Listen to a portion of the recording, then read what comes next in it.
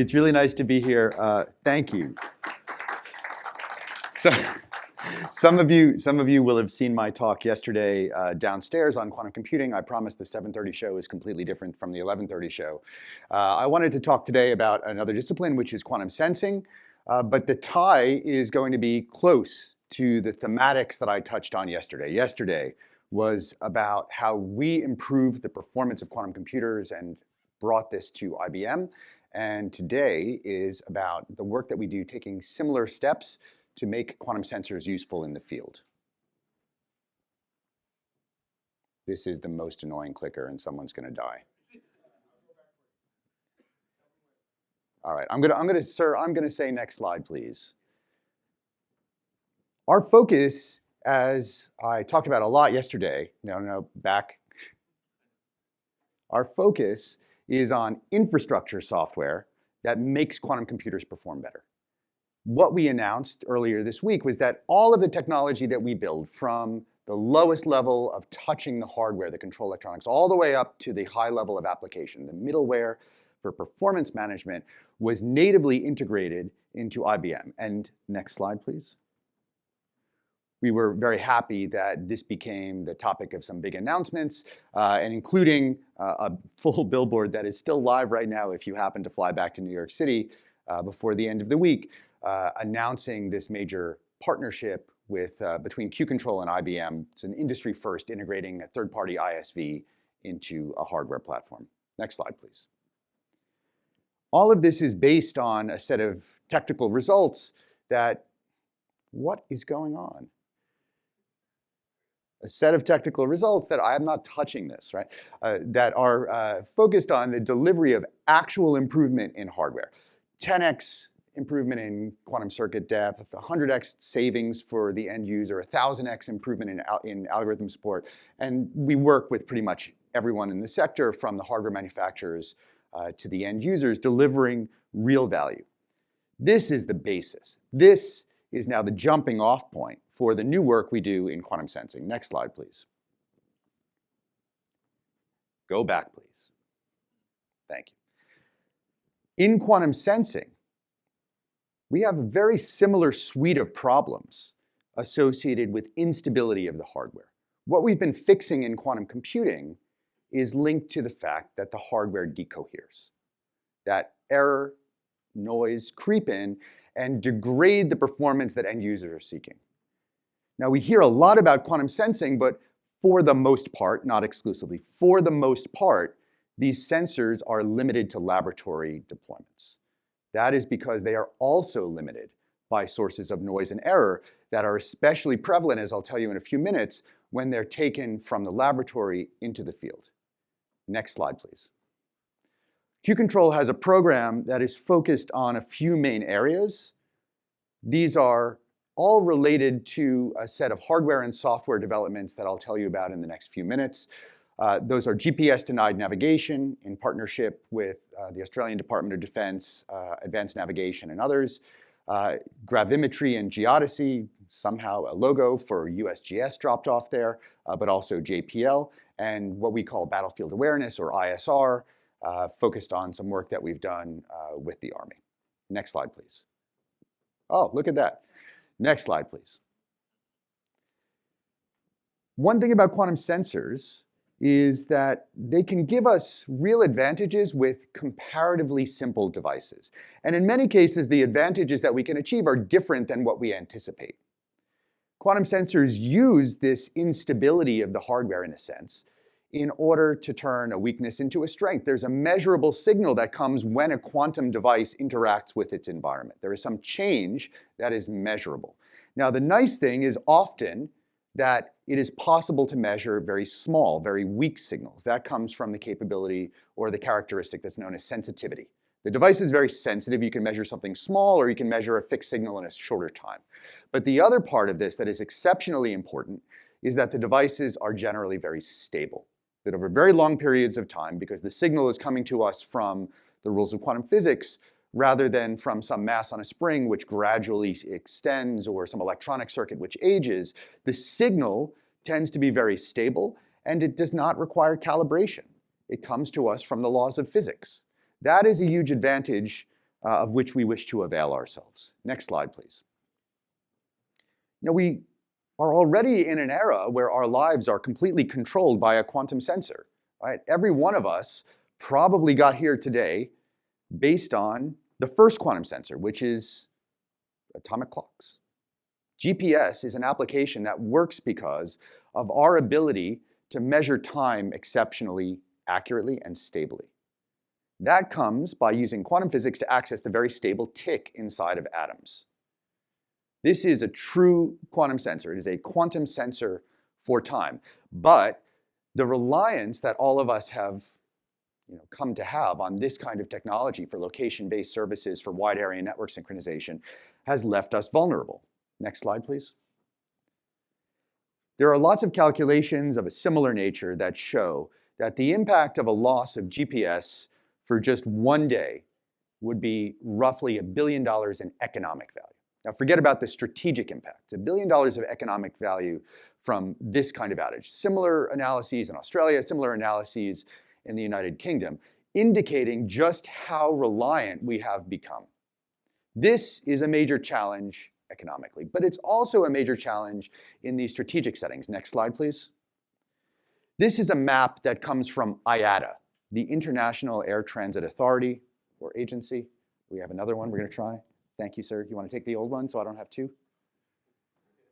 Thank you. I'm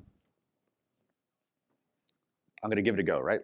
Forward, back. Yes! Congratulations. This is a map from IATA that looks at GPS availability this happens to be the Middle East. The Mediterranean is on the left there. The hotspots are areas of known GPS denial.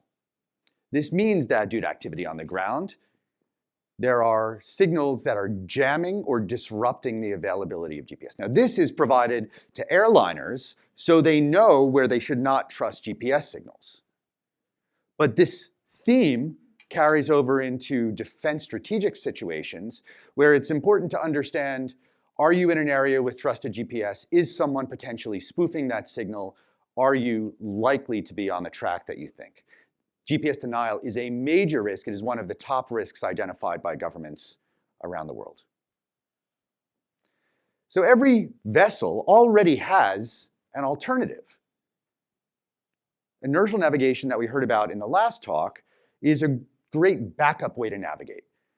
Spiritually, if you want to understand the concept, it's a little bit like closing your eyes or walking around in the dark and being able to figure out where you are based on how you've moved. I took 4 steps to the left, 2 steps forward, 1 step back. You can more or less figure out where you are. By measuring motion and knowing your starting point, you can navigate. All aircraft have these. All maritime vessels have these devices.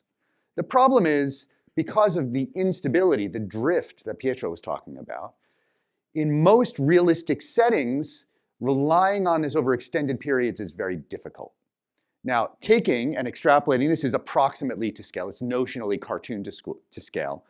The high-end INS systems, inertial navigation systems that are available on naval surface vessels, and asking, how long do I have to navigate within a certain area of uncertainty, you can see, well, you may not be too upset after an hour of GPS denial, where your uncertainty region in typical sea state is roughly the size of a large naval vessel.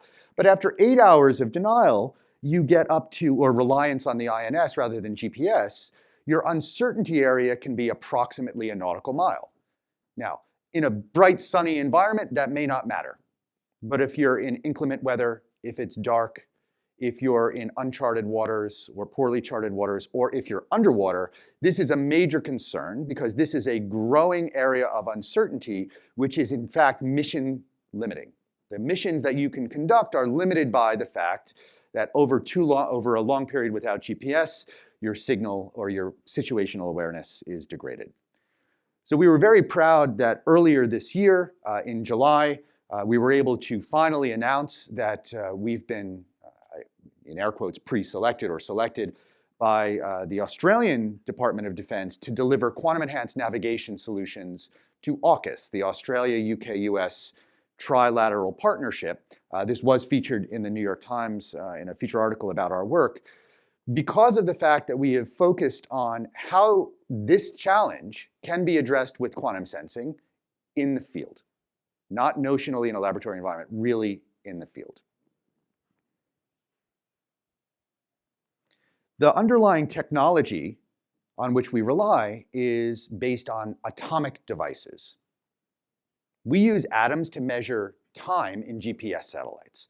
And we can also use atoms to measure different signatures that are relevant to the problem of navigation without an external beacon like GPS.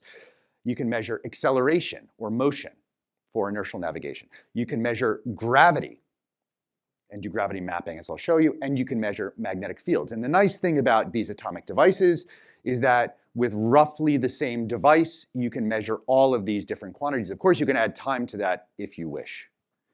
For us, the approach we've taken to delivery of GPS-free navigation solutions assured by quantum technology relate to combining 3 different modes of positioning. Those are inertial accelerometry, like I mentioned before, measuring how you're moving and using that information in order to position yourselves. But also gravimetric map matching. This is a little bit like actually looking at a map of terrain to position yourself. In this case, if you have a sufficiently good gravimeter, here a gravimeter that comes to us from the properties of atoms, that I'll explain in a minute, you can actually position yourself relative to known measurements of the Earth's gravitational field. It may be surprising, perhaps not in this room, but in general it is surprising to many people that gravity is not the same everywhere on the planet. It changes quite a lot. And how well you know it's changed depends on your level of security clearance. But there are lots of fantastic maps around that show this variability in gravity. The same is true with magnetism. We all know about compasses that point north, and so you can navigate that way by directional finding, or heading finding. But you can also navigate with known maps of the Earth's magnetic field or magnetic variability. That is another approach that we are taking, and we're combining all of these modes through our instrumentation in order to deliver full quantum assured navigation solutions. This is where we're working very closely with major defense contractor that I'm not permitted to name, but also with the United States Geological Survey, because not only can you navigate if you have a map, but you can also make better maps. So working with USGS, there's quite a lot of interest in that. What we haven't talked about yet is how any of these devices work. Now, I know some people in the room will be very familiar with this, but I wanted to take just a minute or two to explain the fundamental operating principle that's relevant to us. Most people here will be familiar with the concept of an interferometer.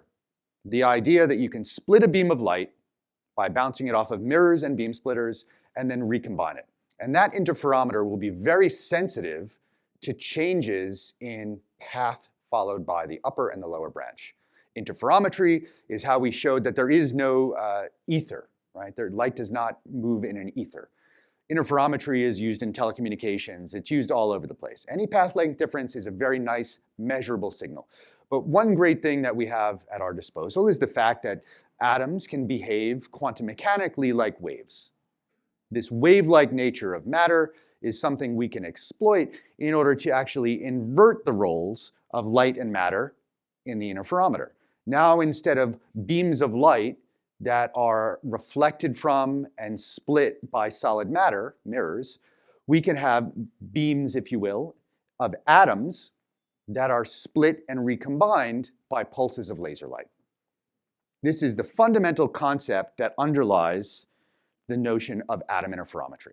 It inverts that role of light and matter. And when we do this, we gain access to the use of the atomic device as a measure of gravity and acceleration and other signals, as I mentioned before. This is a picture of a laboratory-based device. This is from our R&D facility in Sydney. It's a single-axis atom interferometer for those of you who are experts in the room. It measures gravity very precisely. It's roughly the size of an optical table with multiple racks of electronics. It's a big lab-based device. Now, we should be proud of this because we made it work in what could be considered the worst lab in the planet, with temperature swings for the experimentalists here of plus or minus 10 degrees centigrade, 50 meters from the train line, so the train goes by and everything rumbles.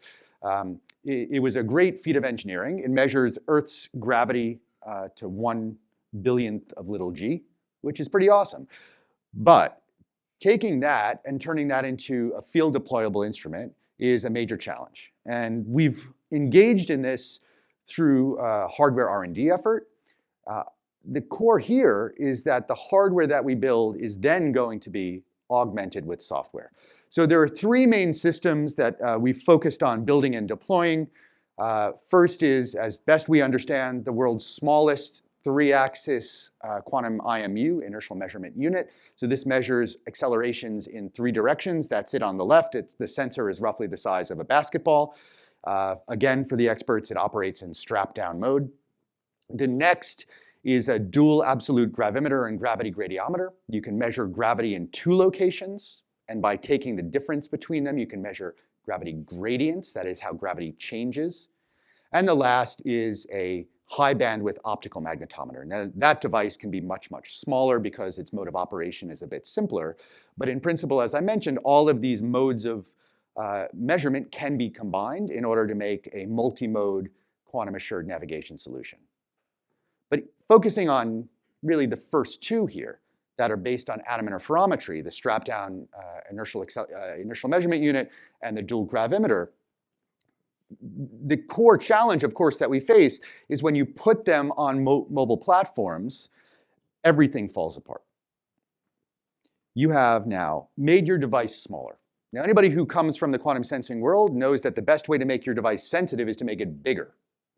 The longer the drop in the interferometer, the more sensitive you are actually quadratically with time. So making it smaller makes you less sensitive and more susceptible to all of the miniaturization activities you've undertaken.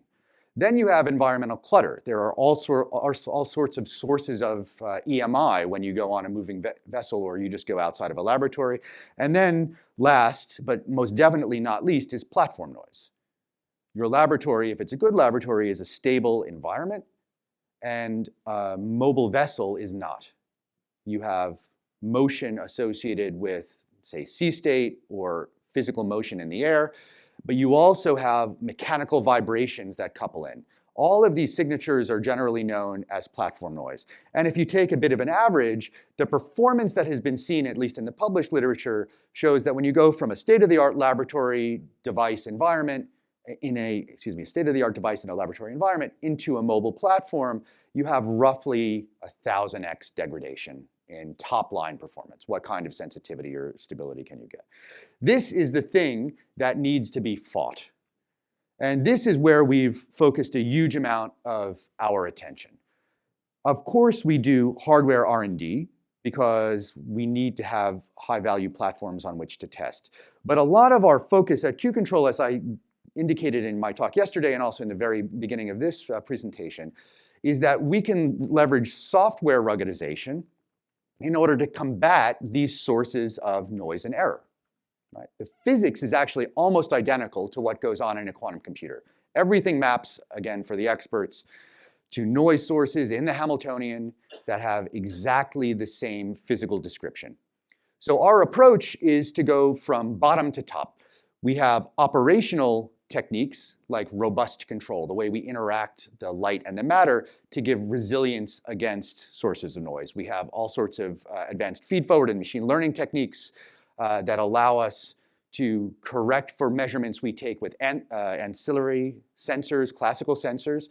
But then we have post-processing techniques as well. And in combination, this range of software-based approaches can give very big benefits in operation on real moving platforms. And so just to give you one hint of that, or one insight into that, this is some work that we recently published. We've presented this earlier in the year, but it was published in one of the Nature journals just recently, where we actually take a quantum sensor, we effectively shake it until we get loss of signal. So on the left side here, the black is what you could call standard operation of an atom interferometer. The wiggly line is the nice signature you always look for. It's called an interference fringe.